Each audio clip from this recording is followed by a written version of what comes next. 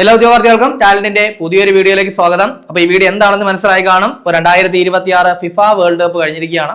അപ്പൊ അതുമായിട്ട് ബന്ധപ്പെട്ട പ്രധാന വസ്തുതകൾ എന്തൊക്കെയാണ് എന്നുള്ളതിനെ പറ്റി വളരെ വിശദീകരമായിട്ട് നമ്മളൊന്ന് ചർച്ച ചെയ്യാനായിട്ട് പോവുകയാണ്. കാരണം ഇനി വരുന്ന പരീക്ഷകളിൽ ഏറ്റവും പ്രതീക്ഷിക്കാൻ പറ്റുന്ന ഒരു ചോദ്യം ഫിഫ വേൾഡ് കപ്പ് ആണ്. കാര്യം ഇനി 4 വർഷം കഴിഞ്ഞ ഒരു വേൾഡ് കപ്പ് ഉള്ളൂ. അപ്പോൾ എന്തൊക്കെയാണെന്ന് നമുക്ക് നോക്കാം, ക്ലാസ്സിലേക്ക് കിടക്കാം. അപ്പൊ നമ്മൾ എന്തായാലും 2026 ഫിഫ വേൾഡ് കപ്പിനെ പറ്റി ചർച്ച ചെയ്യാൻ പോവുകയാണ്. എന്തായാലും ഒരു വഴിക്ക് പോവുകയാണ്. നമ്മൾ കുറച്ച് സ്റ്റാറ്റിക് ആയിട്ടുള്ള കാര്യങ്ങൾ, ഈ ലോകകപ്പുമായിട്ട് ബന്ധപ്പെട്ട കുറച്ച് സ്റ്റാറ്റിക് ആയിട്ടുള്ള കാര്യങ്ങൾ കൂടി മനസ്സിലാക്കിയിട്ട് തന്നെ നമുക്കൊരു ഡീറ്റെയിൽ ആയിട്ട് തന്നെ ഈ ഒരു വീഡിയോ ഒന്ന് അനലൈസ് ചെയ്ത് തന്നെ പോവാം. അപ്പൊ നമുക്കറിയാം 4 വർഷത്തിൽ ഒരിക്കൽ നടക്കുന്ന വളരെ പ്രധാനപ്പെട്ട ഒരു ഫുട്ബോൾ ഇവന്റ് ആണ് ഫിഫ ലോകകപ്പ് എന്ന് പറയുന്നത്. അപ്പൊ 2026 പുരുഷ ഫിഫ ലോകകപ്പ് കഴിഞ്ഞിരിക്കുകയാണ്. ദെൻ ഇത് ഓർഗനൈസ് ചെയ്യുന്ന ആരാണെന്ന് ചോദിച്ചു കഴിഞ്ഞാൽ നമുക്കറിയാം അല്ലെ, ഫിഫയാണ് ഇത് ഓർഗനൈസ് ചെയ്യുന്നത്. അന്താരാഷ്ട്ര ഫുട്ബോൾ സംഘടനയായിട്ടുള്ള ഫിഫയാണ് ഇത് ഓർഗനൈസ് ചെയ്യുന്നത്. ദെൻ എന്താണ് ഫിഫയുടെ പൂർണ്ണരൂപം? അതായത് ശരിക്കും പറഞ്ഞാൽ ഫിഫയുടെ പൂർണ്ണരൂപം ഇങ്ങനെയാണ്: Federation Internationale de Football Association. അപ്പൊ എന്താണ് Federation Internationale de Football Association എന്നുള്ളതാണ് ഫിഫയുടെ പൂർണ്ണരൂപം. പക്ഷെ നമ്മൾ ഇംഗ്ലീഷിലേക്ക് പറയുമ്പോൾ എങ്ങനെയാ പറയാ? International Federation of Association Football. എന്താണ് International Federation of Association Football എന്നാണ് ഫിഫയുടെ എന്തെന്ന് പറയുന്നത് ഇംഗ്ലീഷിൽ നമ്മൾ പറയുമ്പോൾ ഉള്ള പൂർണ്ണരൂപം എന്ന് കൃത്യമായിട്ട് മനസ്സിലാക്കുക.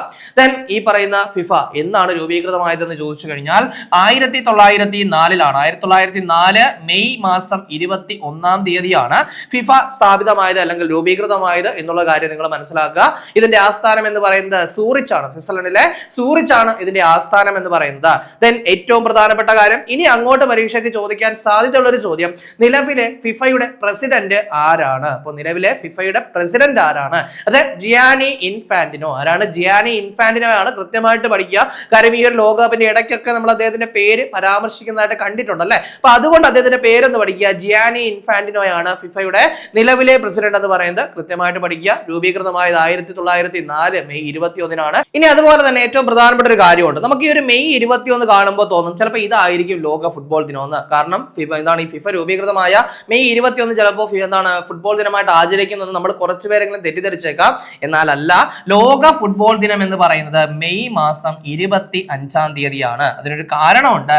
1924 പാരീസ് ഒളിമ്പിക്സിൽ വെച്ചാണ് ആദ്യമായിട്ട് എല്ലാ റീജിയണിൽ നിന്നുള്ള ടീമുകൾ പങ്കെടുത്ത ഒരു ഫുട്ബോൾ ഇവന്റ് സംഘടിപ്പിച്ചത്. സോ ആ സംഘടിപ്പിച്ച മെയ് 25 എന്തായിട്ട് തിരഞ്ഞെടുത്തത്? ഈ ഒരു ഫുട്ബോൾ ഡേ ആയിട്ട് തിരഞ്ഞെടുത്തത്. കാരണം വേറൊരു കാരണം കൂടിയുണ്ട്. ഈ 2024 അതിന്റെ 100ാം വാർഷികമായിരുന്നു കേട്ടോ. അപ്പൊ അതുകൊണ്ട് ആണ് എന്ത് ചെയ്തത്? UN ഇത്തരത്തിൽ പ്രഖ്യാപിച്ചത്. സോ അതൊരിക്കലും കൺഫ്യൂഷൻ ആവരുത്. ഈ പറഞ്ഞ ഫിഫ സ്ഥാപിതമായത് 1904 മെയ് 21. ദെൻ നമ്മുടെ അന്താരാഷ്ട്ര ഫുട്ബോൾ ദിനം എന്ന് പറയുന്നത് മെയ് 25 കൃത്യമായിട്ടൊന്ന് പഠിച്ചേക്കുക. ഞാൻ ഇൻട്രൊഡക്ഷൻ പറഞ്ഞു എന്ന് മാത്രമേ ഉള്ളൂ. സോ ഇനി നമ്മൾ അടുത്ത് പോകാൻ പോകുന്നത് നമ്മുടെ ലോകകപ്പിലേക്കാണ്. ലോകകപ്പിലേക്ക് എന്ന് പറയുമ്പോൾ 2026 ലോകകപ്പിലേക്കല്ല, ആദ്യത്തെ ലോകകപ്പിലേക്കാണ്. നമ്മളെല്ലാം ഒരു വഴിക്ക് പോകില്ല, നമ്മളെല്ലാം അറിഞ്ഞിരിക്കണം. അപ്പൊ അതുകൊണ്ട് പറയുവാണ്, ആദ്യത്തെ ലോകകപ്പ് നടന്നത് 1930 1930 ആദ്യത്തെ ലോകകപ്പ് നടന്നത്. ആദ്യത്തെ ലോകകപ്പിന്റെ വേദി എന്ന് പറയുന്നത് ഉറുഗ്വേയാണ് കേട്ടോ. ഉറുഗ്വേയാണ് ആദ്യത്തെ ലോകകപ്പിന്റെ വേദി. ഇനി വേറൊരു കാരണം കൂടെ ഉണ്ട്. ഉറുഗ്വേ ചൂസ് ചെയ്യാനുള്ള ഒരു കാരണം എന്ന് പറയുന്നത് 1924 അതേപോലെ തന്നെ 1928 ഒളിമ്പിക്സുകളിലൊക്കെ സ്വർണം നേടിയത് ആരായിരുന്നു? ഉറുഗ്വേ ആയിരുന്നു. അതൊരു റീസൺ ആയിരുന്നു കേട്ടോ. ഈ ഉറുഗ്വേ ചൂസ് ചെയ്യാനുള്ള ഒരു പ്രധാനപ്പെട്ട റീസൺ ആയിട്ട് പറയുന്നത് 24, 28 ഒളിമ്പിക്സുകളിലെ ഫുട്ബോളിൽ സ്വർണം നേടിയത് ഉറുഗ്വേ ആണ്. അത് മാത്രമല്ല അവരുടെ സ്വാതന്ത്ര്യത്തിന്റെ ഒരു 100ാം വാർഷികമൊക്കെ ആ ഒരു ടൈമിലായിരുന്നു, 1930 സോ ഇങ്ങനെ കുറച്ച് റീസൺസ് കൊണ്ട് ഉറുഗ്വേ എന്ത് ചെയ്തു? ചൂസ് ചെയ്തു കേട്ടോ. അപ്പൊ അത് ഏറ്റവും പ്രധാനപ്പെട്ട കാര്യമാണ്. ദെൻ ആരാണ് ജേതാക്കളായതെന്ന് ചോദിച്ചു കഴിഞ്ഞാൽ ഉറുഗ്വേ തന്നെയാണ് ജേതാക്കള്. ആകെ പങ്കെടുത്ത ടീമുകൾ 13 ആണ്. അപ്പൊ ആദ്യത്തെ ലോകകപ്പ് 1930 ദെൻ പങ്കെടുത്ത ടീമുകൾ 13. ജേതാക്കൾ എന്ന് പറയുന്നത് ഉറുഗ്വേ ആണ്. റണ്ണറപ്പ് ആരാണെന്ന് ചോദിച്ചു കഴിഞ്ഞാൽ അർജന്റീന. ആരാണ്? അർജന്റീനയാണ് റണ്ണറപ്പ്. സോ അതും കൂടെ എന്ത് ചെയ്യുക, ഒന്ന് കൃത്യമായിട്ട് മനസ്സിലാക്കി വെച്ചേക്കുക. ഇനി അപ്പൊ ഇത്ര നമ്മൾ പറഞ്ഞപ്പോൾ തന്നെ നിങ്ങൾക്ക് ഒരു കാര്യം മനസ്സിലാവും. കാര്യം 1930 ആദ്യമായിട്ട് ലോക ഫുട്ബോൾ ആരംഭിക്കുന്നത്. അങ്ങനെയാണെങ്കിൽ 2030 എന്ന് പറയുമ്പോൾ അതിന്റെ എത്രാം വാർഷികമാണ്? 100ാം വാർഷികമാണ്. 2030 എന്ന് പറയുന്നത് അതിന്റെ 100ാം വാർഷികമാണ്. അപ്പൊ അത് കൃത്യമായിട്ട് പഠിക്കണം. അങ്ങനെയാണെങ്കിൽ ഈ 100ാം വാർഷികത്തിന്റെ ഭാഗം അല്ലെങ്കിൽ 2030 ഫിഫ ലോകകപ്പ് നടക്കുന്നത് എവിടെ വെച്ചൊക്കെയാണെന്ന് ചോദിച്ചു കഴിഞ്ഞാൽ 3 രാജ്യങ്ങളുണ്ട് കേട്ടോ. 3 രാജ്യങ്ങൾ, അതായത് നമ്മുടെ പോർച്ചുഗലിലെ വേദിയാവുകയാണ്, ദെൻ സ്പെയിന് വേദിയാവുകയാണ്, അതേപോലെ തന്നെ മൊറോക്കോ വേദിയാവുകയാണ് കേട്ടോ. മൊറോക്കോ. അപ്പൊ ഇത് 3 ആതിഥേയ രാജ്യങ്ങൾ എന്ന് പറയുന്നത്. സോ നിങ്ങൾ മനസ്സിലാക്കുക, 2030 ഫിഫ ലോകകപ്പ് നടക്കുക പോർച്ചുഗല്, സ്പെയിന്, മൊറോക്കോ എന്നിവിടങ്ങളിലാണ് നടക്കുന്നത്. പക്ഷേ 100ാം വാർഷികം ആയതുകൊണ്ട് മറ്റ് 3 രാജ്യങ്ങളിൽ വെച്ച് ഉദ്ഘാടന മത്സരങ്ങൾ നടക്കുന്നുണ്ട്. എവിടെയൊക്കെയാണെന്ന് ചോദിച്ചു കഴിഞ്ഞാൽ അർജന്റീനയിൽ നടക്കുന്നുണ്ട് കേട്ടോ.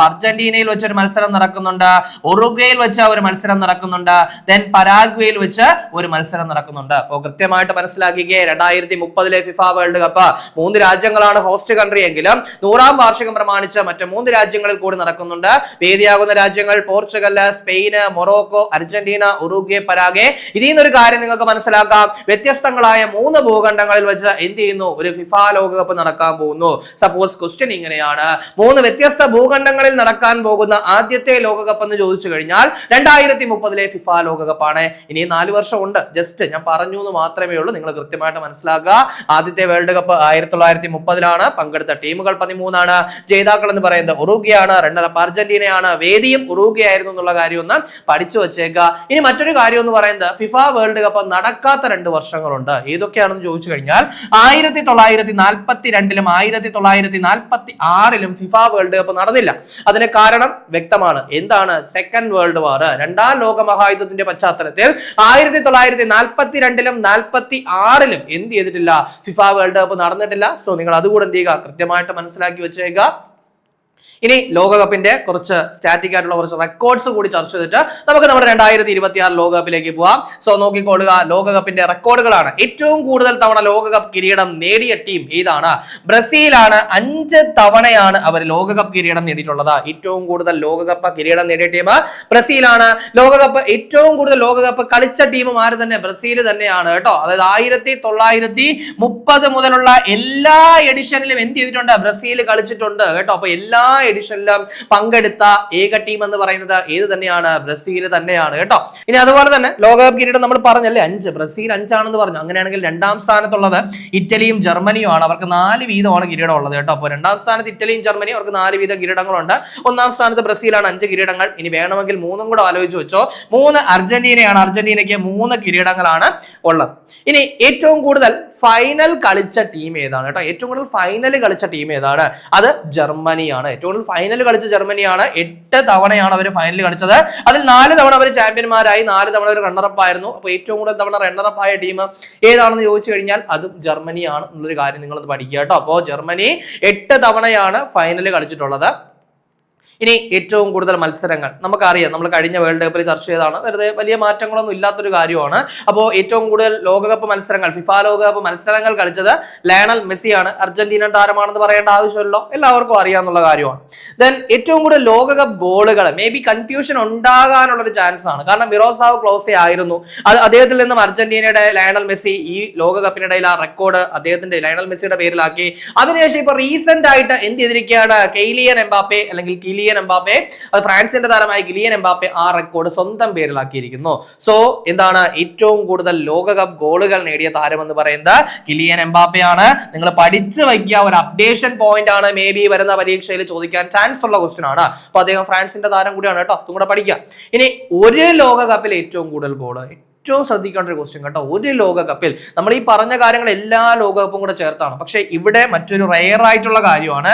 ഒരു ലോകകപ്പിൽ ഏറ്റവും കൂടുതൽ ഗോൾ നേടിയ താരം, അതായത് ലോകകപ്പിന്റെ ഒരു എഡിഷനിൽ ഏറ്റവും കൂടുതൽ ഗോൾ നേടിയ താരമാണ് ജസ്റ്റ് ഫോണ്ടൈൻ എന്ന് പറയുന്ന താരമാണ്. ഇദ്ദേഹം ഫ്രാൻസിന്റെ താരമാണ് എന്നുള്ള കാര്യം പഠിക്കുക. 1958 വേൾഡ് കപ്പില് ഇദ്ദേഹം 13 ഗോളുകളാണ് നേടിയത്. അപ്പോൾ ഒരു ലോകകപ്പ് എഡിഷനിൽ ഏറ്റവും കൂടുതൽ ഗോൾ നേടിയത് ഫ്രാൻസിന്റെ ജസ്റ്റ് ഫോണ്ടൈൻ ആണ്. 1958 വേൾഡ് കപ്പിലാണ്. അത് കൃത്യമായിട്ട് പഠിക്കുക. 13 ഗോളുകളാണ് നേടിയത്. ഇനി ഇദ്ദേഹത്തിന്റെ പേര് ഞാനിവിടെ പറയാനുള്ള കാരണം 2023 ഇദ്ദേഹം അന്തരിച്ചു കേട്ടോ. 2023 ഈ പറയുന്ന ജസ്റ്റ് ഫോണ്ടൈൻ അന്തരിച്ചു. അപ്പൊ അതുകൊണ്ട് ഞാനൊന്ന് മെൻഷൻ ചെയ്തെന്ന് മാത്രം കേട്ടോ. ഇനി അടുത്ത് നമുക്ക് നോക്കാനുള്ളത് 2026 ഫിഫ വേൾഡ് കപ്പിന്റെ കണ്ടന്റ് ആണ്. ജേതാക്കൾ നിങ്ങൾക്ക് അറിയാമല്ലോ, സ്പെയിൻ ആണ്. അവരുടെ 2ാമത്തെ കിരീടമാണെന്നുള്ള കാര്യം അറിയാം. ഇതിന് ഏറ്റവും പ്രധാനപ്പെട്ടത് 2010 ഇവർ ആദ്യമായിട്ട് കിരീടം നേടിയത്. ദെൻ ഈ കിരീടം നേടിയതിനു ശേഷം ഒരുപാട് സ്ട്രഗിൾസ് സ്പെയിൻ ഉണ്ടായിരുന്നു. ദെൻ അതിനൊക്കെ ഓവർകം ചെയ്താണ് ഇപ്പോൾ എന്ത് ചെയ്തത്? 2026 ഫിഫ വേൾഡ് കപ്പിന്റെ കിരീടം സ്പെയിൻ നേടുന്നത്. സോ ഇവിടെ സ്പെയിന്റെ ഈ ഒരു കാര്യം പറഞ്ഞതുകൊണ്ട് തന്നെ പ്രധാനപ്പെട്ട 3 കിരീടങ്ങളുടെ കാര്യം ഞാനൊന്ന് പറഞ്ഞു പോവുകയാണ്. നിങ്ങളൊന്ന് ഓർമ്മിച്ച് വെച്ചോളുക. കാരണം ഇതിനു മുൻപ് ഏറ്റവും അവസാനം നടന്ന ഫിഫ വനിതാ ലോകകപ്പ് 2023 2023 ഫിഫ വനിതാ ലോകകപ്പിലെ കിരീടം നേടിയത് ഈ സ്പെയിനാണ്. ദെൻ 2024 പുരുഷ യൂറോ കപ്പ് കിരീടം നേടിയത് ആരാണ്? അതും സ്പെയിനാണ്. ദെൻ ഇപ്പോൾ 2026 ഫിഫ വേൾഡ് കപ്പ്. സോ നിങ്ങൾ ആലോചിച്ച 2023 ഫിഫ വനിതാ ലോകകപ്പ്, 2024 പുരുഷ യൂറോ കപ്പ്, 2026 ഫിഫ പുരുഷ ലോകകപ്പ് കിരീടങ്ങൾ നേടിയത് ആരാണ്? സ്പെയിനാണ് കേട്ടോ. അപ്പോ സ്പെയിനാണ് ജേതാക്കൾ എന്ന് പറഞ്ഞു, അവരുടെ രണ്ടാമത്തെ കിരീടമാണെന്ന് പറഞ്ഞു. ദെൻ 2010 ആദ്യമായിട്ട് കിരീടം നേടിയെന്ന് പറഞ്ഞു. ദെൻ ഫൈനലിൽ ആരെയാണ് പരാജയപ്പെടുത്തിയെന്ന് ചോദിച്ചു കഴിഞ്ഞാൽ ഒരു സംശയമില്ല, അർജന്റീനയെ പരാജയപ്പെടുത്തി. ആരെയാണ്? അർജന്റീനയാണ് പരാജയപ്പെടുത്തിയത്. കാരണം നമുക്കറിയാം 2022 ഖത്തർ വേൾഡ് കപ്പിലെ ജേതാക്കൾ എന്ന് പറയുന്നത് ആരാണ്? അർജന്റീനയാണ് അല്ലെ. സോ അർജന്റീനയെ പരാജയപ്പെടുത്തിയാണ് എന്ത് ചെയ്തത്?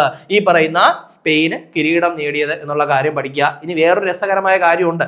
കാരണം എന്ന് പറയുന്നത് 2024 കോപ്പ അമേരിക്ക കിരീടം നേടിയത് ആരാണ്? അർജന്റീനയാണ്. 2024 യൂറോ കപ്പ് നേടിയത് ആരാണ്? അത് സ്പെയിനാണ്. അപ്പൊ ഈ പറയുന്ന കോപ്പ അമേരിക്ക ജേതാക്കളായ അർജന്റീനയും യൂറോ കപ്പ് ജേതാക്കളായ സ്പെയിനും തമ്മിൽ 2026 ഒരു മത്സരം നടക്കാനുണ്ടായിരുന്നു. നമുക്കറിയാം ഏതാണ്? ഫൈനലിസിമ അല്ലെ, ഫൈനലിസിമ ടൂർണമെന്റ്. പക്ഷെ അത് നടന്നോ? ഇല്ല അല്ലെ. Finalissima tournament 2026 നടക്കേണ്ടതായിരുന്നു. പക്ഷെ ഇറാൻ ഇസ്രായേൽ യുദ്ധത്തിന്റെ പശ്ചാത്തലത്തിൽ മാറ്റിവെച്ചു അല്ലെ. അത് നടക്കേണ്ടിയിരുന്നത് എവിടെയായിരുന്നു? ലൊസൈൽ സ്റ്റേഡിയത്തിലായിരുന്നു. നമുക്കറിയാം ഫിഫ ലോകകപ്പിന്റെ ഫൈനലൊക്കെ നടന്ന ലൊസൈൽ സ്റ്റേഡിയത്തിൽ ഖത്തറിലാണ് നടക്കേണ്ടിയിരുന്നത്. പക്ഷെ ഇറാൻ ഇസ്രായേൽ യുദ്ധത്തിന്റെ പശ്ചാത്തലത്തിൽ ആ ഫൈനലിസിമ പോരാട്ടം മാറ്റിവെക്കേണ്ടി വന്നു. പക്ഷെ ആ ഫൈനലിസിമയിൽ ഏറ്റുമുട്ടേണ്ട രാജ്യങ്ങൾ തന്നെയാണ് എവിടെ ഏറ്റുമുട്ടിയത്? ഈ ലോകകപ്പിന്റെ ഫൈനലിൽ ഏറ്റുമുട്ടിയത് എന്നുള്ളത് വളരെ രസകരമായ അല്ലെങ്കിൽ വളരെ കോയിൻസിഡൻസ് ആയിരിക്കാം അല്ലെ. ദെൻ അതിനുശേഷമുള്ള നമുക്ക് നോക്കാനുള്ളത് ലോകകപ്പിന്റെ ഫൈനൽ നടന്നത് എവിടെ വെച്ചാണ്?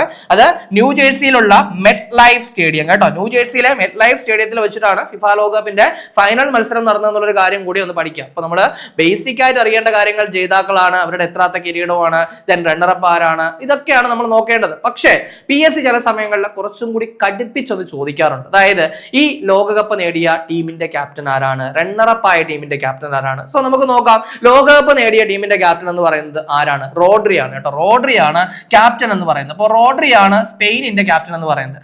അർജന്റീനയുടെ ക്യാപ്റ്റൻ ആരാണെന്ന് ചോദിച്ചു കഴിഞ്ഞാൽ ആരാണ്? ലയണൽ മെസ്സി ആണ്. ആ പേരിൽ നിന്ന് തന്നെ അർജന്റീനയുടെ കോച്ചിനെ നമുക്ക് കണക്ട് ചെയ്യാം. ആരാണ്?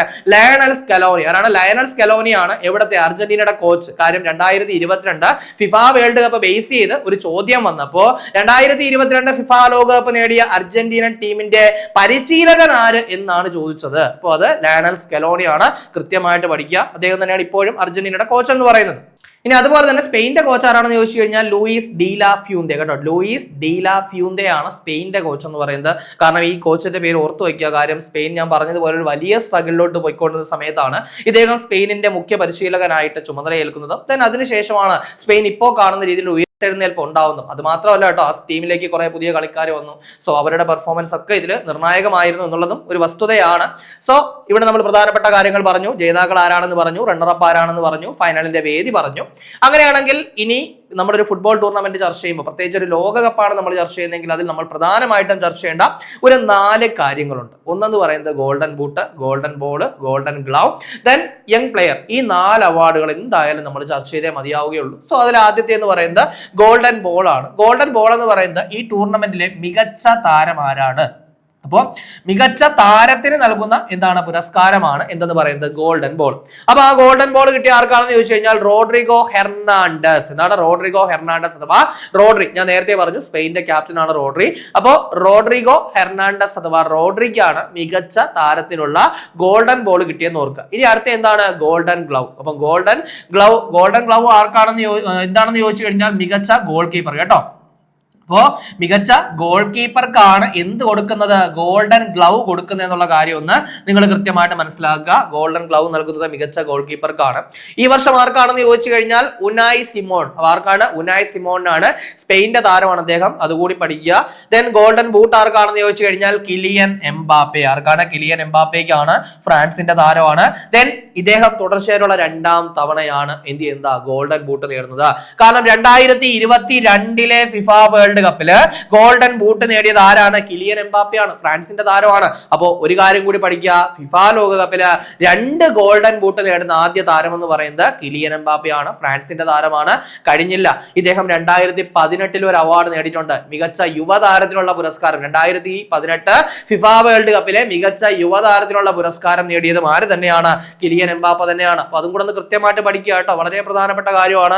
കാരണം 2018 കിരീടം നേടിയത് ഫ്രാൻസ് ആണ്. അപ്പൊ ആ സമയത്ത് സമയത്ത് ഒരു നിർണായക പങ്ക് വഹിച്ച വ്യക്തിയാണ് കിലിയൻ എംബാപ്പെ. ദെൻ 2022 ഫ്രാൻസ് ഫൈനലിൽ കളിച്ചു. ഇത്തവണ അവർ എന്ത് ചെയ്തു? 4ാം സ്ഥാനക്കാരായി പോവുകയാണ് ചെയ്തത്. അപ്പൊ അതെന്തോ ആയിക്കോട്ടെ. അപ്പോൾ കിലിയൻ എംബാപ്പെ 2022-26 ലോകകപ്പുകളിൽ ഗോൾഡൻ ബൂട്ട്, 2018 മികച്ച യുവതാരം, കൃത്യമായിട്ട് പഠിക്കുക. അപ്പൊ അത് പറഞ്ഞത് കൊണ്ട് തന്നെ നമുക്ക് ഇവിടുത്തെ ഗോൾഡൻ ഗ്ലൗ കൂടി നോക്കാം കേട്ടോ. 2022 ഗോൾഡൻ ഗ്ലൗ കൂടി നോക്കാം. അന്ന് ഗോൾഡൻ ഗ്ലൗ കിട്ടിയ ആർക്കാണ്? അർജന്റീനൻ താരമായിട്ടുള്ള എമിലിയാനോ മാർട്ടിനസ് കേട്ടോ. എമിലിയാനോ മാർട്ടിനസിനാണ്, കൃത്യമായിട്ട് പഠിക്കുക. ദെൻ ഗോൾഡൻ ബോൾ 2022 കിട്ടിയത് മെസ്സിക്കാണ്. കാരണം അന്ന് അദ്ദേഹം ആ നേട്ടം സ്വന്തമാക്കിയപ്പോൾ മറ്റൊരു നേട്ടം കൂടി സ്വന്തമാക്കിയിട്ടുണ്ടായിരുന്നു. അതായത് 2 ഫിഫ ലോകകപ്പിൽ, അതായത് ലോകകപ്പില് 2 ഗോൾഡൻ ബോൾ നേടുന്ന ആദ്യ താരം ആരാണ്? ലയണൽ മെസ്സിയാണ്. സോ അതും കൂടെ എന്ത് ചെയ്യുക? കൃത്യമായിട്ട് പഠിക്കുക. ഇനി അടുത്ത നമുക്ക് നോക്കാനുള്ളതെന്ന് പറയുന്നത് മികച്ച യുവതാരമാണ്. മികച്ച യുവതാരം എന്ന് പറയുന്നത് പൗ കുബാർസി, സ്പെയിൻ താരമാണ്. ഇപ്പൊ സ്പാനിഷ് താരമായിട്ടുള്ള പൗ കുബാർസിയാണ് മികച്ച യുവതാരത്തിനുള്ളത്. 2022 എൻസോ ഫെർണാണ്ടസ്, അർജന്റീനൻ താരമായിട്ടുള്ള എൻസോ ഫെർണാണ്ടസ്. ജസ്റ്റ് നിങ്ങളെ ഒന്ന് ഓർമ്മിപ്പിക്കാൻ വേണ്ടി ഞാൻ പറഞ്ഞു പോകുന്നേ ഉള്ളൂ. മേ ബി വേണമെങ്കിൽ പരീക്ഷയ്ക്ക് ചോദിക്കാം, ചോദിക്കാതിരിക്കാം. എന്തായാലും ഒന്ന് ഓർമ്മിച്ച് വെച്ചേക്കട്ടെ. എൻസോ ഫെർണാണ്ടസ് ആണ് 2022 മികച്ച യുവതാരം. ഇനി ഫെയർ പ്ലേ അവാർഡ് ഏത് ടീമിനായിരുന്നു എന്ന് ചോദിച്ചു കഴിഞ്ഞാൽ നെതർലൻഡ് കേട്ടോ. നെതർലൻഡിനാണ് ഫെയർ പ്ലേ അവാർഡ്. ജസ്റ്റ് നോക്കി വെച്ചാൽ മതിയാവും. ദെൻ ഫൈനലിലെ താരം, ഏറ്റവും പ്രധാനപ്പെട്ട കാര്യം. കാരണം എന്ന് പറയുന്നത് ഈ ഒരു ഫൈനൽ 2026 ഫിഫ വേൾഡ് കപ്പിന്റെ ഫൈനലിൽ എക്സ്ട്രാ ടൈമിലേക്ക് നീളുകയാണ് ചെയ്തത്. സോ ആ സമയത്താണ് സ്പെയിന്റെ ആ ഒരു ഗോൾ വരുന്നത്. കാരണം 0-1 എന്ന് പറയുന്ന ഡിഫറൻസിലാണ്. കാര്യം അർജന്റീന ഗോളൊന്നും നേടിയില്ല, സ്പെയിൻ ഒരേ ഒരു ഗോളേ അടിച്ചുള്ളൂ. അത് എക്സ്ട്രാ ടൈമിലേക്ക് നീണ്ട സമയത്തായിരുന്നു. സോ ആ ഗോൾ നേടിയത് ഫെറാൻ ടോറസ്. ആരാണ്? ഫെറാൻ ടോറസ് ആണ്. സോ അദ്ദേഹമാണ് ഫൈനലിലെ താരമായിട്ട് തെരഞ്ഞെടുക്കപ്പെട്ടത്. ഒരു പ്രധാനപ്പെട്ട ചോദ്യം, അല്ലെങ്കിൽ 2026 ഫിഫ വേൾഡ് കപ്പിന്റെ ഫൈനലിൽ ഗോൾ നേടിയത് ആരാണെന്ന് ചോദിച്ചു കഴിഞ്ഞാൽ ആരാണ്? സ്പെയിന്റെ ഫെറാൻ ടോറസ് ആണെന്നുള്ള കാര്യം പഠിക്കുക. പക്ഷെ അവിടെ വേറൊരു കാര്യം കൂടി ഉണ്ട്. കാരണം ഈ പറയുന്ന ഈ ഒരു ഫൈനലിൽ ഒരു താരം റെഡ് കാർഡ് കണ്ട് പുറത്ത് പോകേണ്ടി വന്നു. അദ്ദേഹത്തിന്റെ പേരെന്ന് പറയുന്നത് എൻസോ ഫെർണാണ്ടസ്. നമ്മൾ പറഞ്ഞ അതേ എൻസോ ഫെർണാണ്ടസ് തന്നെയാണ് എന്ത് ചെയ്തത്? റെഡ് കാർഡ് കണ്ട് പുറത്ത് പോകേണ്ടി വന്നത്. അപ്പോൾ 2026 ഫിഫ വേൾഡ് കപ്പിന്റെ ഫൈനലില് റെഡ് കാർഡ് കണ്ട് പുറത്തു പോയ താരം എന്ന് പറയുന്നത് അർജന്റീനയുടെ ആരാണ്? എൻസോ ഫെർണാണ്ടസ് ആണ്. സോ അതും കൂടെ എന്ത് ചെയ്യുക? നിങ്ങൾ കൃത്യമായിട്ടൊന്ന് പഠിക്കുക. ഇനി നമ്മൾ ആതിഥേയ രാജ്യങ്ങളിലേക്ക് പോവുകയാണ്. നമുക്കറിയാം, ഇനി നമ്മൾ ഓൾറെഡി ചർച്ച ചെയ്ത കാര്യങ്ങൾ ഞാൻ നിങ്ങളോട് ഓൾറെഡി പറഞ്ഞിട്ടുണ്ട്. ഡെയിലി കറണ്ട് അഫയേഴ്സ് ഒക്കെ കാണുന്ന സമയത്ത് നിങ്ങളത് കുറിച്ച് വയ്ക്കുക. നമുക്കിത് റിവിഷൻ ആയിട്ട് യൂസ് ചെയ്യാമെന്ന്. സോ അത്തരത്തിൽ നമ്മൾ പറയുന്നു ആതിഥേയ രാജ്യങ്ങൾ 3 പേരാണ്. ആരൊക്കെയാണെന്ന് അറിയാലോ?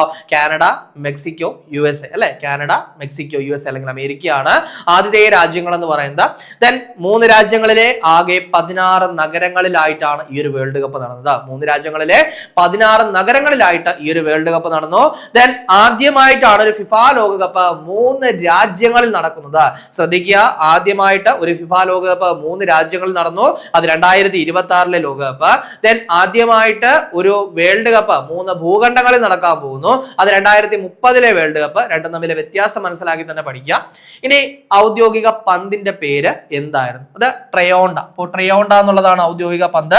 ഇത് രൂപകൽപ്പന ചെയ്തത് അഡിദാസ് ആണെന്നുള്ള കാര്യം കൂടി പഠിക്കട്ടോ. അഡിദാസ് രൂപകൽപ്പന ചെയ്ത ട്രയോണ്ടയാണ് ഔദ്യോഗിക പന്ത്. ദെൻ ഇതിന്റെ മീനിങ് എന്ന് പറയുന്നത് 3 വേവ്സ് അഥവാ 3 തരംഗങ്ങളെന്നും ചിലടത്ത് പറയുന്നുണ്ട്, 3 തിരമാലകളെന്നും പറയുന്നുണ്ട്. സോ നിങ്ങൾ മനസ്സിലാക്കി വയ്ക്കുക, 3 വേവ്സ് എന്നുള്ളതാണ് ഇതിന്റെ അർത്ഥം. ട്രയോണ്ടയുടെ മീനിങ് എന്ന് പറയുന്നത് 3 വേവ്സ് എന്നുള്ളതാണ്. അതിൽ 3 രാജ്യങ്ങളെയും എന്ത് ചെയ്യുന്നുണ്ട്? കൃത്യമായിട്ട് റെപ്രസെന്റ് ചെയ്യുന്നുണ്ട്.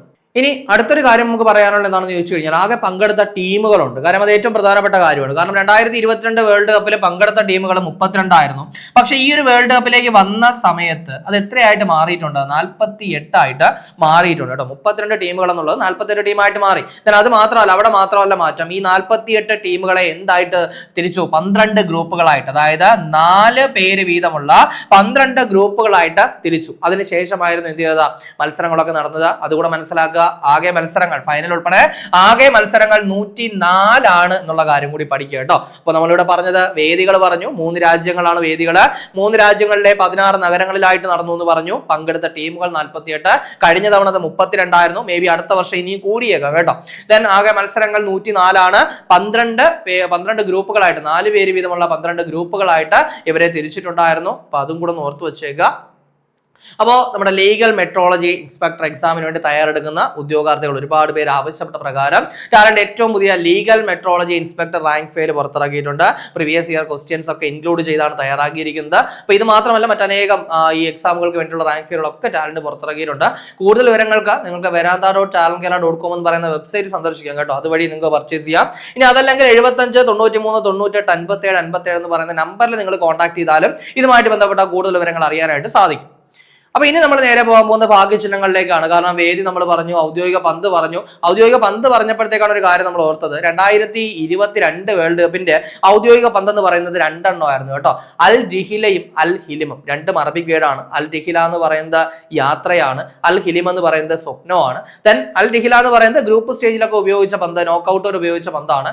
ദെൻ സെമി മുതൽ അങ്ങോട്ട് ഉപയോഗിച്ചത് അൽ ഹിലിം എന്ന് പറയുന്ന പന്താണ്. സോ അതും ഞാൻ പറഞ്ഞതുപോലെ പറഞ്ഞു പോകുന്നേ ഉള്ളൂ. ദെൻ നമുക്ക് വരാം, ഭാഗ്യചിഹ്നങ്ങളിലേക്ക് വരാം. ഭാഗ്യചിഹ്നങ്ങളിലേക്ക് വരുമ്പോൾ 3 ഭാഗ്യചിഹ്നങ്ങൾ, കാരണം 3 രാജ്യങ്ങളുണ്ട്, 3 ഭാഗ്യചിഹ്നങ്ങളുണ്ട്. ഓരോ ഭാഗ്യചിഹ്നങ്ങളും ഏതൊക്കെ രാജ്യങ്ങളെ റെപ്രസെന്റ് ചെയ്യുന്നു, ദെൻ അവയെ നമുക്ക് എങ്ങനെ ഐഡന്റിഫൈ ചെയ്യാം, ഇങ്ങനെയുള്ള കാര്യങ്ങളാണ് കേട്ടോ. അപ്പോ മേപ്പിൾ എന്ന് പറയുന്നത് കാനഡയെ റെപ്രസെന്റ് ചെയ്യുന്ന ഭാഗ്യചിഹ്നമാണ്. അതൊരു മൂസ് എന്ന് പറയുന്ന ഒരു ജീവിയാണ്. ദെൻ റെഡ് ജേഴ്സി അണിഞ്ഞൊരു ഗോൾ കീപ്പർ ആണ് ഏതെന്ന് പറയുന്നത് മേപ്പിൾ. ദെൻ കാനഡയുടെ ദേശീയ ചിഹ്നമായ മേപ്പിൾ ഇലയിൽ നിന്നാണ് ഇതിന്റെ പേര് വന്നത്. ഇതിന്റെ പേര് മേപ്പിൾ ഇലയിൽ നിന്നാണ് പേര് വന്നത്. ദെൻ അതൊരു മൂസ് എന്ന് പറയുന്ന ഒരു ജീവിയാണ് കേട്ടോ. മൂസ് എന്ന് പറയുന്ന ജീവിയാണ്, കാനഡയുള്ള ജീവിയാണ്. സോ അതാണ് ഒരു ഭാഗ്യചിഹ്നം. ദെൻ അടുത്തത് സായു എന്ന് പറയുന്ന ഒരു ജാഗ്വർ ആണ്. സായു എന്ന് പറയുന്ന ജാഗ്വർ. അപ്പൊ ഈ ജാഗ്വർ എന്ന് പറയുന്നത് മെക്സിക്കോയാണ് റെപ്രസെന്റ് ചെയ്യുന്നത്. അപ്പൊ മെക്സിക്കോയെ റെപ്രസെന്റ് ചെയ്യുന്ന സായു എന്ന് പറയുന്ന ജാഗ്വർ ആണ് മറ്റൊരു ഭാഗ്യചിഹ്നം. അപ്പൊ ഇതിന്റെ കളർ നമുക്കൊന്ന് ഊഹിച്ചു നോക്കിയേ, നിങ്ങളൊന്ന് ഊഹിച്ചു നോക്കിയേ. കാനഡയുടെ റെഡ് ആണെങ്കിൽ മെക്സിക്കോക്ക് ഏതായിരിക്കും? ഗ്രീൻ ആയിരിക്കും കേട്ടോ. അപ്പൊ ഗ്രീൻ ജേഴ്സി അണിഞ്ഞ ഒരു സ്ട്രൈക്കർ ആണ് ഏതെന്ന് പറയുന്നത് സായു. ഇനി അടുത്തത് ക്ലച്ച് എന്ന് പറയുന്ന ഒരു ബാൾഡ് ഈഗിൾ ആണ്. അത് US-നെയാണ് റെപ്രസെന്റ് ചെയ്യുന്നത്.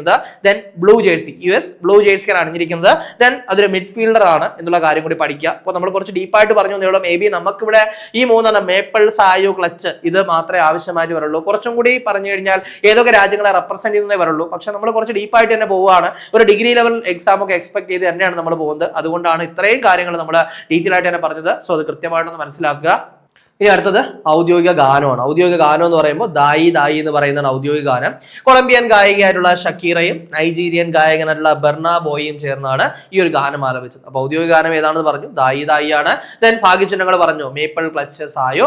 ദെൻ ഔദ്യോഗിക പന്ത് എന്ന് പറയുന്നത് ട്രയോണ്ടെ ആണ്, കൃത്യമായിട്ട് പഠിക്കുക. ദെൻ 2026 ഫിഫ വേൾഡ് കപ്പിന്റെ 2022 ഫിഫ വേൾഡ് കപ്പിന്റെ ഭാഗ്യചിഹ്നം എന്ന് പറയുന്നത് ലായീബ് കേട്ടോ. പ്രതിഭാധനനായ കളിക്കാരൻ അർത്ഥമുള്ള ലായീബ് ആണ് 2022 വേൾഡ് കപ്പിന്റെ ഭാഗ്യചിഹ്നം. സോ അതും കൂടെ ഓർത്തേക്കുക. ഇനി അടുത്ത് നമുക്ക് നോക്കാനുള്ളത് 2026 ഫിഫ ലോകകപ്പിന്റെ ഉദ്ഘാടന മത്സരത്തിന്റെ വേദി എവിടെയാണ്? അപ്പൊ 2026 ഫിഫ വേൾഡ് കപ്പിന്റെ ഉദ്ഘാടന മത്സരത്തിന്റെ വേദി എവിടെയെന്നാണ്. അത് മെക്സിക്കോയിലെ എസ്റ്റാഡിയോ അസ്റ്റക്ക എന്ന് പറയുന്ന സ്റ്റേഡിയമാണ്. എസ്റ്റാഡിയോ അസ്റ്റക്ക. അപ്പോൾ ഈ സ്റ്റേഡിയത്തിന് എന്തെങ്കിലും ഒരു പ്രത്യേകത ഉണ്ടോ? ഒരു പ്രത്യേകത ഉണ്ട്. അപ്പൊ അതുകൊണ്ടാണ് നമ്മൾ ഈ ഒരു വേദി എടുത്തു തന്നെ പറഞ്ഞത്. അപ്പൊ ഉദ്ഘാടന മത്സരത്തിന്റെ വേദി എസ്റ്റാഡിയോ അസ്റ്റക്കയാണ്, മെക്സിക്കോയിലാണ്. അതിന്റെ പ്രത്യേകത ഇതാണ്, 3 തവണ ഫിഫ ലോകകപ്പിന് ആതിഥേയത്വം വഹിച്ച ആദ്യത്തെ സ്റ്റേഡിയമാണ് എസ്റ്റാഡിയോ അസ്റ്റക്ക. അപ്പൊ ആദ്യമായിട്ട് ഫിഫ ലോകകപ്പിന് 3 തവണ ആതിഥേയത്വം വഹിച്ച ഒരു സ്റ്റേഡിയം ഉണ്ട്, അത് എസ്റ്റാഡിയോ അസ്റ്റക്കയാണ്. 1970, 86, 2026 വർഷങ്ങളിലാണ് എസ്റ്റാഡിയോ അസ്റ്റക്ക എന്ത് ചെയ്തത്? ഫിഫ ലോകകപ്പിന് ഈ ആതിഥേയത്വം വഹിച്ചത് എന്നുള്ള കാര്യം ഒന്ന് മനസ്സിലാക്കിയേക്കുക. അപ്പൊ അത് കൃത്യമായിട്ട് മനസ്സിലാക്കേണ്ട കാര്യമാണ്. അപ്പൊ ഈ എസ്റ്റാഡിയോ അസ്റ്റക്ക മെക്സിക്കോയിലാണ് എങ്കിൽ 3 ലോകകപ്പുകൾക്ക് ആതിഥേയത്വം വഹിച്ച ആദ്യത്തെ രാജ്യം ഏതായിരിക്കും? മെക്സിക്കോ ആയിരിക്കും അല്ലേടാ. അപ്പൊ എസ്റ്റാഡിയോ അസ്റ്റക്ക എന്ന് പറയുന്നത് ഫിഫ ലോകകപ്പിന് 3 തവണ ആതിഥേയത്വം വഹിച്ച ആദ്യ സ്റ്റേഡിയം ആണെങ്കിൽ മെക്സിക്കോ ഫിഫ ലോകകപ്പിന് 3 തവണ ആതിഥേയത്വം വഹിച്ച ആദ്യത്തെ രാജ്യമാണെന്നുള്ള കാര്യം കൂടി നിങ്ങൾ പഠിച്ചേക്കുക കേട്ടോ. ഇനി 2026 ലോകകപ്പിലെ ഉദ്ഘാടന മത്സരം നമ്മൾ പറഞ്ഞു. അതായത് ദക്ഷിണാഫ്രിക്കയും മെക്സിക്കോയും തമ്മിലായിരുന്നു ആദ്യത്തെ മത്സരം. ദക്ഷിണാഫ്രിക്കയും മെക്സിക്കോയും തമ്മിലായിരുന്നു ആദ്യത്തെ മത്സരം. ഈ ആദ്യത്തെ മത്സരത്തിൽ തന്നെ മറ്റൊരു പ്രധാനപ്പെട്ട കാര്യമുണ്ട്. അതായത് ഫിഫ ലോകകപ്പിന്റെ ചരിത്രത്തിൽ ആദ്യമായിട്ടാണ് ഒരു ഉദ്ഘാടന മത്സരത്തില് 3 റെഡ് കാർഡുകൾ വരുന്നത്. അതായത് ദക്ഷിണാഫ്രിക്കയ്ക്ക് 2, മെക്സിക്കോയ്ക്ക് 1, ഇങ്ങനെ വന്ന ഒരു മത്സരമായിരുന്നു അത്. അതില് മെക്സിക്കോ ആണ് വിജയിച്ചെന്നുള്ള കാര്യം നിങ്ങളൊന്ന് മനസ്സിലാക്കിയേക്കുക. ദെൻ ഈ 2026 ലോകകപ്പിൽ ആദ്യത്തെ ഗോൾ നേടിയത് ആരാണ്? അത് ജൂലിയൻ കിനോസസ്. ആരാണ്? ജൂലിയൻ കിനോസസ് ആണ് 2026 ലോകകപ്പിലെ ആദ്യത്തെ ഗോൾ നേടിയത്. അദ്ദേഹം മെക്സിക്കോയുടെ താരമാണ്. സോ അതും കൂടെ നിങ്ങളൊന്ന് മനസ്സിലാക്കിയിരുന്നാൽ മതിയാവും. ഇനി അടുത്തത് മറ്റൊരു പ്രധാനപ്പെട്ട ഒരു പേരാണ്. ഈ പേര് എന്തായാലും നിങ്ങൾ ആരും മറന്നു കാണില്ല എന്ന് തന്നെയാണ് എന്റെ വിശ്വാസം. അതായത് വസിൻഹ. ആരാണ് വസിൻഹ എന്ന് പറയുന്ന പേര്? അദ്ദേഹത്തിന്റെ യഥാർത്ഥ പേര് ഒരുപക്ഷെ നിങ്ങൾക്ക് ആർക്കും വലിയ നോളജ് ഇല്ലായിരിക്കും. അതായത് ജോസിമാർ ജോസ് എവോറ ഡിയാസ്. ആരാണ്? ജോസിമാർ ജോസ് എവോറ ഡിയാസ് അഥവാ വസിൻഹ എന്ന് പറയുന്ന ഒരു ഗോൾ കീപ്പർ. കേപ്പ് വെർദയുടെ ഗോൾ കീപ്പർ എന്ന് പറഞ്ഞാൽ കുറച്ചും കൂടെ നന്നായിട്ട് നമുക്കറിയാം അല്ലെ. കാരണം കേപ്പ് വെർദെ എന്ന് പറയുന്നത് ഒരു കുഞ്ഞൻ രാജ്യമാണ് എന്ന് നമുക്ക് എല്ലാവർക്കും അറിയാവുന്ന കാര്യമാണ്. പ്രത്യേകിച്ച് ഫിഫ ലോകകപ്പിന്റെ നോക്കൌട്ട് കളിക്കുന്ന കളിക്കുന്ന ഏറ്റവും ചെറിയ രാജ്യം, മീൻസ് ജനസംഖ്യയുടെ അടിസ്ഥാനത്തിൽ നോക്കുമ്പോൾ എന്താണ് നോക്കൌട്ട് കളിക്കുന്ന ഏറ്റവും ചെറിയ രാജ്യം എന്ന് പറയുന്നത് ആരാണ്? കേപ്പ് വെർദെ ആണ്. സോ ആ കേപ്പ് വെർദെ എന്ന് പറയുന്ന ടീം അവർ ആദ്യമായിട്ടാണ് ലോകകപ്പ് കളിക്കുന്നതന്നെ. സോ അവരെ ഒരു ലോകകപ്പ് ഒക്കെ സ്വപ്നം കാണാൻ പഠിപ്പിച്ച, അല്ലെങ്കിൽ പല വമ്പൻ ടീമുകളെയും വിറപ്പിക്കാനായിട്ട് കേപ്പ് വെർദയെ പ്രാപ്തരാക്കിയത് ആരാണെന്ന് ചോദിച്ചു കഴിഞ്ഞാൽ ഈ പറയുന്ന വൊസിൻഹ എന്ന് പറയുന്ന ഗോൾ കീപ്പറാണ്. കാരണം ഫിഫ ലോകകപ്പ് കണ്ട ഒട്ടുമിക്ക ആൾക്കാർക്കും അറിയാം അദ്ദേഹം ആ ഗോൾ മുഖത്ത് നടത്തിയ അദ്ദേഹത്തിന്റെ രക്ഷാപ്രവർത്തനം എത്രത്തോളം മഹത്തരമാണെന്ന്. പ്രത്യേകിച്ച് അർജന്റീനയെ പോലെ ടീമിനെയൊക്കെ വെള്ളം കുടിപ്പിച്ച കളികളൊക്കെ നിങ്ങൾ കണ്ടു കാണും അല്ലെ. സ്പെയിനെ സമനിലയിൽ തളച്ച ടീമാണ് അവര്. അപ്പോ അങ്ങനെയുള്ള ആ ഒരു കേപ്പ് വെർദയുടെ ഗോൾ കീപ്പറാണ് ആരെന്ന് പറയുന്നത് വൊസിൻഹ. അദ്ദേഹത്തിന്റെ പ്രത്യേകതയുണ്ട്. അതായത് പുരുഷ ഫിഫ ലോകകപ്പ് ചരിത്രത്തിലെ ഏറ്റവും പ്രായം കൂടിയ രണ്ടാമത്തെ അരങ്ങേറ്റക്കാരൻ, കളിച്ച പ്രായം കൂടിയ രണ്ടാമത്തെ താരം എന്നല്ല ഞാൻ പറഞ്ഞത്, പ്രായം കൂടിയ രണ്ടാമത്തെ അരങ്ങേറ്റക്കാരനാണ് ആരെന്ന് പറയുന്നത് വൊസിൻഹ എന്ന് പറയുന്നത്. അദ്ദേഹത്തിന്റെ പൂർണ്ണരൂപം എന്താണെന്ന് ഞാൻ പറഞ്ഞിട്ടുണ്ടായിരുന്നു. കേപ്പ് വെർദയുടെ ഗോൾ കീപ്പർ ആണെന്ന് പറഞ്ഞു. ദെൻ ലോകകപ്പ് കളിച്ച ഏറ്റവും ചെറിയ രാജ്യം, മീൻസ് ജനസംഖ്യയുടെ അടിസ്ഥാനത്തിൽ ഏറ്റവും ചെറിയ രാജ്യം എന്ന് ചോദിച്ചു കഴിഞ്ഞാൽ അത് കുറാസോവയാണ് കേട്ടോ. കുറാസോവയാണ്, അതും കൂടെ നിങ്ങളൊന്ന് മനസ്സിലാക്കുക. അപ്പോൾ കുറാസോവയാണ് ലോകകപ്പ് കളിച്ച ഏറ്റവും ചെറിയ രാജ്യം, ജനസംഖ്യയുടെ അടിസ്ഥാനത്തിൽ ഏറ്റവും ചെറിയ രാജ്യം എന്ന് പറയുന്നത് കുറാസോവയാണ്. സോ അതും കൂടെ മനസ്സിലാക്കുക. പക്ഷേ ലോകകപ്പിന്റെ നോക്കൌട്ട് കളിച്ച ഏറ്റവും ചെറിയ രാജ്യം, മീൻസ് ജനസംഖ്യയുടെ ബേസിൽ ഏറ്റവും ചെറിയ രാജ്യം ഏതാണെന്ന് ചോദിച്ചു കഴിഞ്ഞാൽ അത് കേപ്പ് വെർദെ ആണെന്ന് മനസ്സിലാക്കിയ കേട്ടോ. ഇനി അടുത്തത് ലോകകപ്പ് ഫുട്ബോൾ ചരിത്രം. ഇനി നമ്മൾ അങ്ങോട്ട് പോകുന്നതൊക്കെ കുറച്ച് നമ്മുടെ ഈ ലോകകപ്പിന് ഇടയ്ക്ക് വന്ന കുറച്ച് പ്രധാനപ്പെട്ട കാര്യങ്ങളാണ്. അപ്പോൾ ലോകകപ്പ് ഫുട്ബോൾ ചരിത്രത്തിൽ ഏറ്റവും കൂടുതൽ വിജയങ്ങൾ നേടിയ പരിശീലകൻ എന്ന റെക്കോർഡ് സ്വന്തമാക്കിയത് ആരാണ്? ഇപ്പോൾ ലോകകപ്പ് ചരിത്രത്തിൽ ഏറ്റവും കൂടുതൽ വിജയങ്ങൾ എന്ന് പറയുന്ന നേട്ടം, കാര്യം ഒരു താരത്തിന്റെ റെക്കോർഡൊക്കെ പറയുന്ന പോലെ ഒരു പരിശീലകനും ഒരു റെക്കോർഡ് ഉണ്ടാവും. സോ അത്തരത്തിൽ ലോകകപ്പ് ഫുട്ബോൾ ചരിത്രത്തിൽ ഏറ്റവും കൂടുതൽ വിജയങ്ങൾ നേടിയ പരിശീലകൻ ആരെന്ന് ചോദിച്ചു കഴിഞ്ഞാൽ അത് ദിദിയർ ദശാം. ആരാണ്? ദിദിയർ ദശാമാണ്. അദ്ദേഹം എന്ന് പറയുന്നത് ഫ്രാൻസിന്റെ പരിശീലകനാണ്. നമുക്കറിയാം 2014 അതുമുതൽ 2026 വരെയുള്ള ലോകകപ്പുകളിൽ ഇദ്ദേഹം ഫ്രാൻസിന്റെ പരിശീലകനായിരുന്നു. അപ്പൊ ഇതിനിടയിൽ നമുക്കറിയാലോ അദ്ദേഹം 2018 ആ ടീമിനെ കിരീടം നേടിക്കൊടുത്തു, 2022 ആ ടീമിനെ ഫൈനലിൽ എത്തിച്ചു. സോ അത്തരത്തിലുള്ള ദിദിയർ ദശാമാണ് ലോക ഫുട്ബോൾ ചരിത്രത്തിൽ ഏറ്റവും കൂടുതൽ വിജയങ്ങൾ നേടിയ പരിശീലകൻ എന്ന് പറയുന്ന റെക്കോർഡ് സ്വന്തമാക്കിയത്. സോ അതും കൂടെ പഠിച്ചേക്കണേ. ഇനി അടുത്തത് വളരെ പ്രധാനപ്പെട്ട ഒരു കാര്യമാണ്, നമ്മൾ ഇടയ്ക്കിടയ്ക്ക് കാണുന്ന ഒരു കാര്യമാണ് അല്ലെ, ലോകകപ്പിനിടയ്ക്ക് നമ്മൾ ഇടയ്ക്കിടയ്ക്ക് കാണുന്ന ഒരു കാര്യമാണ് ഈ ഒരു ഹൈഡ്രേഷൻ ബ്രേക്ക്. എന്താണ് ഹൈഡ്രേഷൻ ബ്രേക്ക്? കാര്യം ഈ ലോകകപ്പിലാണ് ഈ സംഭവം കൊണ്ടുവരുന്നത്. അപ്പൊ എന്താണ് ഈ ഹൈഡ്രേഷൻ ബ്രേക്ക് എന്ന് ചോദിച്ചു കഴിഞ്ഞാൽ 2026 ഫുട്ബോൾ ലോകകപ്പിൽ കളിക്കാരുടെ ആരോഗ്യ സംരക്ഷണം, ദെൻ പരിശീലകർക്ക് തന്ത്രങ്ങൾ മാറ്റാം, ദെൻ അതിനൊപ്പം അധിക പരസ്യ വരുമാനമൊക്കെ ലക്ഷ്യമിട്ടുകൊണ്ട് ഫിഫ മത്സരങ്ങൾക്കിടയിൽ പുതുതായിട്ട് അവതരിപ്പിച്ചതാണ് എന്തെന്ന് പറയുന്നത് ഹൈഡ്രേഷൻ ബ്രേക്ക്. അപ്പൊ ഇതിന്റെ പ്രധാനപ്പെട്ട ലക്ഷ്യങ്ങൾ ഇതൊക്കെയാണ്. എന്ന് പറയുന്നത് എന്താണ്? കളിക്കാരുടെ ആരോഗ്യ സംരക്ഷണമാണ്. ദെൻ അതേപോലെ തന്നെ ഈ ഒരു ടൈമിൽ പരിശീലകർക്ക് അവരുടെ തന്ത്രങ്ങൾ മാറ്റാനായിട്ട് പറ്റും. ദെൻ അതിനൊപ്പം തന്നെ ഫിഫയ്ക്ക് എന്ത് ചെയ്യാൻ പറ്റും? അധിക പരസ്യ വരുമാനം ഉണ്ടാക്കാനായിട്ട് പറ്റും. സോ ഈ ലക്ഷ്യങ്ങളോടെയാണ് ഫിഫ എന്ത് ചെയ്തത്? ഈ ഒരു ലോകകപ്പില് ഈ പറയുന്ന ഹൈഡ്രേഷൻ ബ്രേക്ക് എന്ന് പറയുന്ന ഒരു ഇടവേള പുതുതായിട്ട് അവതരിപ്പിച്ചത്. സോ ആ ഒരു ഹൈഡ്രേഷൻ ബ്രേക്ക് കൂടി നോക്കുക. കാര്യം നമ്മൾ ലോകകപ്പ് കാണുന്നതാണ്, ഇവർക്ക് ബ്രേക്ക് എടുക്കാനാണ്. പക്ഷെ എന്തിനൊക്കെയാണെന്നുള്ള കാര്യം കൂടി നിങ്ങളൊന്ന് മനസ്സിലാക്കിയേക്കുക. ഇനി അടുത്തത് മറ്റൊരു പ്രധാനപ്പെട്ട കാര്യമാണ്. കാര്യം മേ ബി നിങ്ങളൊക്കെ ചർച്ച ചെയ്യാൻ ഇടയുണ്ടോ എന്ന് നിങ്ങളൊക്കെ ശ്രദ്ധിച്ചോ എന്ന് പോലും അറിയില്ല. കാരണം നമുക്കറിയാം 2026 ഫിഫ ലോകകപ്പിലെ ജേതാക്കൾ സ്പെയിൻ ആണ്, റണ്ണറപ്പ് അർജന്റീനയാണ്. ദെൻ മൂന്നാം സ്ഥാനക്കാരെന്ന് പറയുന്നത് ഇംഗ്ലണ്ട് ആണ്, നാലാം സ്ഥാനക്കാര് ഫ്രാൻസ് ആണ്. അപ്പൊ ഈ ഒരു സെമിയിൽ, അതായത് അർജന്റീന സെമിയിൽ ആരെയാണ് പരാജയപ്പെടുത്തിയതെന്ന് ചോദിച്ചു കഴിഞ്ഞാൽ ഇംഗ്ലണ്ടിനെയാണ് പരാജയപ്പെടുത്തിയത്. പക്ഷെ ആ ഇംഗ്ലണ്ടിനെ പരാജയപ്പെടുത്തിയതിന് ശേഷം അർജന്റീനൻ താരങ്ങള്, ദെൻ അർജന്റീന ആരാധകരൊക്കെ ഒരു വിവാദകരമായ പോസ്റ്റർ ഒക്കെ ഉയർത്തി കാണിക്കുന്നുണ്ടായിരുന്നു. അപ്പോൾ അത് പിന്നീട് വളരെയധികം വിവാദമായി. അപ്പൊ അത് എന്തിനെ ചൊല്ലിയുള്ള പോസ്റ്റർ ആണെന്ന് ചോദിച്ചു കഴിഞ്ഞാൽ ഫോക്ലാൻഡ് ദ്വീപുകളാണ്. അപ്പോൾ സപ്പോസ് ക്വസ്റ്റ്യൻ ഇങ്ങനെയാണ്, ഫോക്ലാൻഡ് ദ്വീപുകളെ ചൊല്ലിയുള്ള തർക്കം നിലനിൽക്കുന്നത് ഏതൊക്കെ രാജ്യങ്ങൾക്കിടയിലാണ്? എന്താണ്? ഫോക്ലാൻഡ് ദ്വീപുകളെ ചൊല്ലിയുള്ള തർക്കങ്ങൾ നിലനിൽക്കുന്നത് ഏതൊക്കെ രാജ്യങ്ങൾക്കിടയിലാണ്? അത് ഇംഗ്ലണ്ടിനും അർജന്റീനയ്ക്കും ഇടയിൽ. അപ്പോൾ ഇംഗ്ലണ്ടിനും അർജന്റീനയ്ക്കും ഇടയിലാണ് ഫോക്ലാൻഡ് ദ്വീപുകളെ ചൊല്ലിയുള്ള തർക്കം നിലനിൽക്കുന്നത് എന്നുള്ള കാര്യം നിങ്ങൾ പഠിക്കുക. അത് ഞാൻ പറയാനുള്ള കാരണം എന്താണ്? ഈ ഒരു ലോകകപ്പിന്റെ സെമി ഫൈനലില് ഇംഗ്ലണ്ടും അർജന്റീനയും ഏറ്റുമുട്ടി. മത്സരശേഷം അർജന്റീനയുടെ ചില താരങ്ങളും അതുപോലെ തന്നെ ആരാധകരും ഒക്കെ ഇത്തരത്തിലുള്ള ഒരു വിവാദപരമായ പോസ്റ്റർ ഉയർത്തി കാണിക്കുന്നുണ്ടായിരുന്നു. അത് എന്തിനെ ചൊല്ലിയുള്ളതാണ്? ഈ ഒരു ഫോക്ലാൻഡ് ദ്വീപിനെ പറ്റിയിട്ടുള്ളതാണ്. സോ അതും കൂടെ എന്ത് ചെയ്യുക, ഒന്ന് ജസ്റ്റ് ഒന്ന് ഓർത്ത് വയ്ക്കുക. നോട്ട് ചെയ്യാൻ വേണ്ടി പറഞ്ഞു എന്നേ ഉള്ളൂ. അപ്പോ ഇത്രയും കഴിഞ്ഞ് നമ്മൾ അടുത്ത് നോക്കാൻ പോകുന്നത് ഫിഫ ലോകകപ്പ് കളിച്ച കുറച്ച് ഇന്ത്യൻ വംശജരെ പറ്റിയാണ്. എന്തായാലും ഇന്ത്യക്ക് ഇതുവരെ ഫിഫ ലോകകപ്പ് കളിക്കാൻ പറ്റിയില്ല, പക്ഷെ ചില ഇന്ത്യൻ വംശജര് ഫിഫ ലോകകപ്പ് കളിച്ചു. അപ്പൊ അത്തരത്തിലൊരു 4 പേര് ഈ ലോകകപ്പിൽ ഉണ്ടായിരുന്നു. അവരെയാണ് നമുക്ക് നോക്കാനുള്ളത്. അതിൽ ആദ്യം ഞാൻ പറയുന്ന പേരെന്ന് പറയുന്നത് തഹസിൻ മുഹമ്മദ് ജംഷിദ് ആണ്. കാരണം ഈ ഒരു ഫിഫ ലോകകപ്പിന്റെ ടീമിൽ ഉൾപ്പെടുന്ന, അല്ലെങ്കിൽ ഏതെങ്കിലും രാജ്യത്തെ ഒരു ഫിഫ ലോകകപ്പ് ടീമിൽ ഉൾപ്പെടുന്ന ആദ്യം മലയാളിയാണ് ആരെന്ന് പറയുന്നത് ഈ പറയുന്ന തഹസിൻ മുഹമ്മദ് ജംഷിദ് എന്ന് പറയുന്നത്. അപ്പൊ അദ്ദേഹം ഖത്തറിന് വേണ്ടിയാണ് അദ്ദേഹം കളിക്കുന്നത് എന്നുള്ള കാര്യം ഒന്ന് ആലോചിക്കുക. അതേപോലെ തന്നെ മറ്റൊരു താരം എന്ന് പറയുന്നത് പറയുന്നത് സാമുവൽ മൗത്തുസാമി. ആരാണ്? സാമുവൽ മൗത്തുസാമിയാണ്. അദ്ദേഹം എന്താണ് ഡെമോക്രാറ്റിക് റിപ്പബ്ലിക് ഓഫ് കോങ്കോയ്ക്ക് വേണ്ടിയിട്ടാണ് കളിച്ചത്. ഡെമോക്രാറ്റിക് റിപ്പബ്ലിക് ഓഫ് കോങ്കോയ്ക്ക് വേണ്ടി കളിച്ച സാമുവൽ മൗത്തുസാമി. കാരണം ഇദ്ദേഹത്തിന്റെ പേര് ശ്രദ്ധേയമാവുന്നത് പോർച്ചുഗൽ ഈ കോങ്കോ മത്സരത്തിനിടയിലാണ്. സോ ഇദ്ദേഹവും എന്ത് ചെയ്തിട്ടുണ്ട്? ഇദ്ദേഹവും ഇന്ത്യൻ വംശജനാണ്. അതേപോലെ തന്നെ സർപ്രീത് സിംഗ് എന്ന് പറയുന്ന ന്യൂസിലാൻഡ് ടീമിന് വേണ്ടി കളിച്ച താരം. അതേപോലെ തന്നെ നിഷാൻ വേലിപ്പിള്ള എന്ന് പറയുന്ന ഓസ്ട്രേലിയൻ ടീമിൽ ഉൾപ്പെട്ട താരം. സോ ഇവരൊക്കെയാണ് 2026 ഫിഫ ലോകകപ്പ് ടീമുകളിൽ ഉൾപ്പെട്ട ഇന്ത്യൻ വംശജർ എന്ന് പറയുന്നത്. സോ ജസ്റ്റ് ഒന്ന് നോട്ട് ചെയ്ത് വെച്ചേക്കുക. ഇനി അടുത്തത് മറ്റൊരു വിവാദകരമായ കാര്യം തന്നെയാണ്. കാര്യം നമുക്കറിയാം ഫിഫ ലോകകപ്പ് അമേരിക്ക, മെക്സിക്കോ, കാനഡയിലൊക്കെയാണ് നടന്നത്. പക്ഷെ ഇതില് റെഡ് കാർഡ് കണ്ടു കഴിഞ്ഞാൽ, ഒരു മത്സരത്തിൽ റെഡ് കാർഡ് കണ്ടു കഴിഞ്ഞാൽ എന്തായാലും അടുത്ത മത്സരം എന്ത് ചെയ്യില്ല, കളിപ്പിക്കില്ല.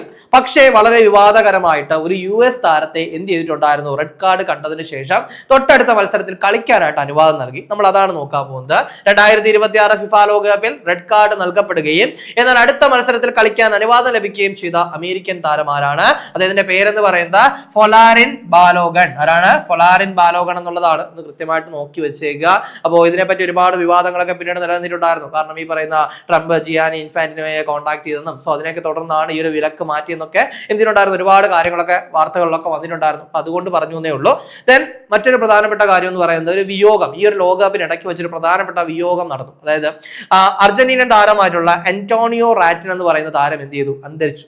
സോ അദ്ദേഹത്തെ പറ്റി ഞാൻ ഈ ഒരു വീഡിയോയിൽ പറയേണ്ട ആവശ്യം എന്താണെന്ന് ചോദിച്ചു കഴിഞ്ഞാൽ, ഈ ഒരു ക്വാർട്ടർ ഫൈനൽ മത്സരം നടക്കുന്ന സമയത്ത്, അതായത് അർജന്റീന സ്വിറ്റ്സർലൻഡ് ക്വാർട്ടർ ഫൈനൽ മത്സരം നടക്കുന്ന സമയത്ത് അർജന്റീനൻ താരങ്ങൾ ഈ റെഡ് ആം ബാൻഡ് ധരിച്ചുകൊണ്ടാണ് കളിക്കാൻ ഇറങ്ങിയത്. കാരണം ആ സമയത്തായിരുന്നു ഈ പറയുന്ന അന്റോണിയോ റാറ്റിന്റെ വിയോഗം എന്ന് പറയുന്നത്.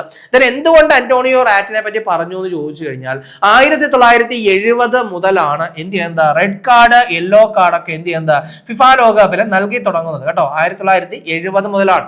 then അതിന് മുൻപുള്ള 2 വേൾഡ് കപ്പുകൾ 62, 66 വേൾഡ് കപ്പുകളിലാണ് ഈ പറയുന്ന അന്റോണിയോ റാറ്റിൻ കളിച്ചത്. പക്ഷേ ഈ 66 വേൾഡ് കപ്പില് അന്റോണിയോ റാറ്റിനെ എന്ത് ചെയ്തു റഫറി പുറത്തു പോകാൻ പറഞ്ഞു. പക്ഷേ ഭാഷ മനസ്സിലാവാത്തത് കൊണ്ട് അന്റോണിയോ റാറ്റിൻ അത് പുറത്തു പോയതുമില്ല. അത് പിന്നീട് ഒരുപാട് വിവാദങ്ങളാവുകയും ചെയ്തു. ദെൻ അതിനുശേഷമാണ് എന്ത് ചെയ്തത്, എല്ലാവർക്കും മനസ്സിലാവുന്ന ഈ രീതിയിൽ യെല്ലോ കാർഡ് റെഡ് കാർഡ് എന്ന് പറയുന്ന സംവിധാനം എന്ത് ചെയ്തത് ഫിഫ അവതരിപ്പിച്ചത്.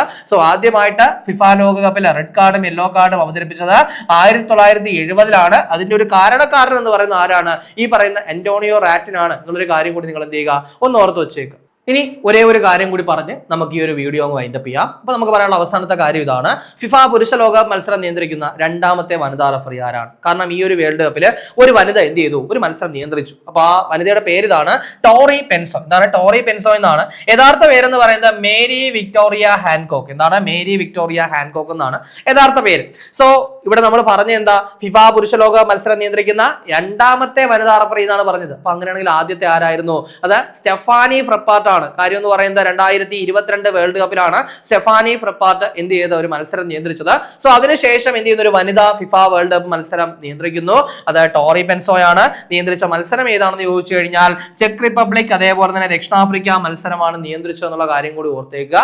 സോ ഇത്രയാണ് നമുക്ക് ബേസിക് ആയിട്ട് ഈ ഒരു ഫിഫ ലോകകപ്പുമായിട്ട് ബന്ധപ്പെട്ട് പറയാനുള്ളത്. പിന്നെ നമുക്കറിയാലോ ഈ ഒരു ഫിഫ ലോകകപ്പ് കഴിഞ്ഞു. സോ ഒരു ഉത്സവം കഴിഞ്ഞ പ്രതീതിയാണ്. ഇനി ഒരു 4 വർഷങ്ങൾക്ക് ശേഷമാണ് എന്ത് ചെയ്യുന്നത് അടുത്തൊരു ഫിഫ ലോകകപ്പ് നടക്കാൻ പോകുന്നത്. സോ ആ സമയത്ത് നമ്മൾ ഇന്ന് കണ്ട ഒട്ടുമിക്ക ലെജൻസും ഒരുപക്ഷെ ആ വേൾഡ് കപ്പ് കളിക്കാൻ ഉണ്ടായേക്കില്ല. നമ്മൾ ഈ കണ്ട ലയണൽ മെസ്സിയും ക്രിസ്ത്യാനോ റൊണാൾഡോയും നെയ്മറും അതേപോലെ തന്നെ ലൂക്ക മോഡ്രിച്ച്, ഹാരി കെയ്ൻ തുടങ്ങി ഒരുപാട് താരങ്ങൾ ഉണ്ടായിരുന്നു. സോ മേ ബി അവരുടെയൊക്കെ ഒരു അവസാനത്തെ വേൾഡ് കപ്പ് ആയേക്കാം.